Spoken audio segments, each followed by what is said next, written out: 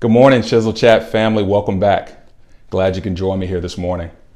Hey, first thing I want you to do, head down to your fridge, look at that orange juice or that smoothie that I know you sipped out of this morning without pouring a glass first. Take a look at the simple instruction that it gives you. Shake well before serving. Shake well for the best quality and taste. If you were to do this without shaking up, you would notice a couple things. For one, things start to sit and settle at the bottom. You would almost notice two different colors of your juice. And if you were to sip it, even furthermore, you would say, something's not right about this. Something just doesn't taste right. You wouldn't get the full quality or the taste that you have come accustomed to knowing. And rightfully so. Similar to that juice or that smoothie, our lives are the same way. In order to get the best quality and the fullness of life, we got to shake it up a bit. We have to shake some things up. Think about some of the best times where doors open, where you begin to experience a different area and movement in your life. That's when you change some of your pattern, change some of the norm. You took advantage of how you were using your time. You shifted maybe who you were spending time with, books you were reading, podcasts you were tuning into. All of these things make a difference. So today I'm going to share 3 areas where you can make some positive shakeups in our lives. Because remember, the small changes equate to larger changes in our lives. Sometimes we start thinking it's Mount Everest that we have to climb, but it's really a compilation of small changes. So keep that in mind as we embark on this journey. If we don't do these things, we risk living a life in the comfort zone, being frozen and stuck in the comfort zone. And some of you are saying, well, Efren, comfort is good. We want comfort. Well, we want to be comfortable, but not at the expense of not living your life to your full potential. So number 1, we want to shake up our routine. Shake up our routine. And what's our routine? It's a combination of those habits that we do day in and day out, that we do consistently, that make up a routine. I'll give you some insights here. Your routine is either going to help you be more productive or less productive, depending on what it is that you do. For some of us, it may be waking up earlier in the morning. If we've been scrambling, you got to get to work at 9.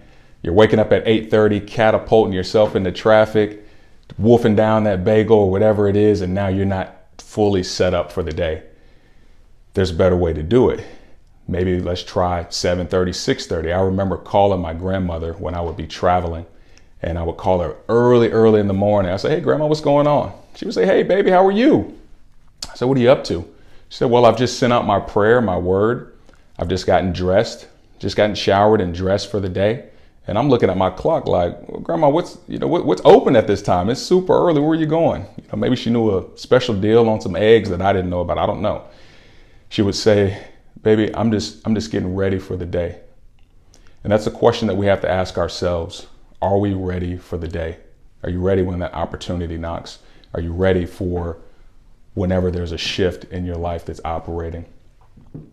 Number 2, we have to shake up our mindset and thoughts.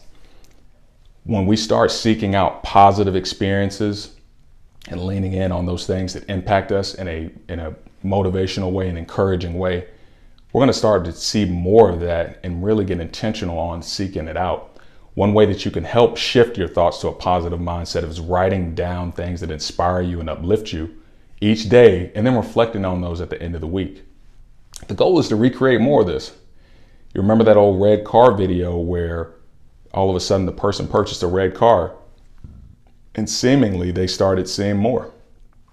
So it's not that all of a sudden that there was an influx of red cars. There was more attention paid to it because this individual had purchased that red vehicle.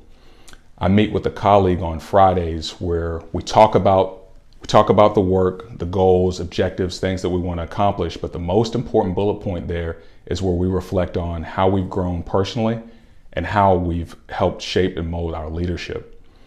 What this does is make sure we're intentional on looking for that moment so that we can share in that weekly meeting.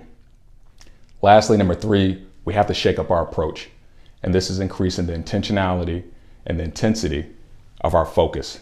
We know there's so many distractions, so many factors from our social media, news articles, things that are coming at us left and right that can veer us off of our course. But whenever we have laser beam focused on our goals and pursuing that dream that we're going after, this is when different doors are going to open for us. Think about playing that game of operation with your family. You have those forceps, those little play tweezers, and you're beating down. There's almost sweat beading on your forehead where you're making sure that metal doesn't touch and it doesn't buzz. This is the similar type of focus that you want to have on your journey and on your path. I can assure you that as we do these things, 3 areas of our life will begin to shift. The shackles that are keeping you frozen will shake off. The negative people in your life will shake out, and opportunities will shake loose for you. Thank you so much for tuning in this week. Be blessed, continue to be great, and I'll catch you next week.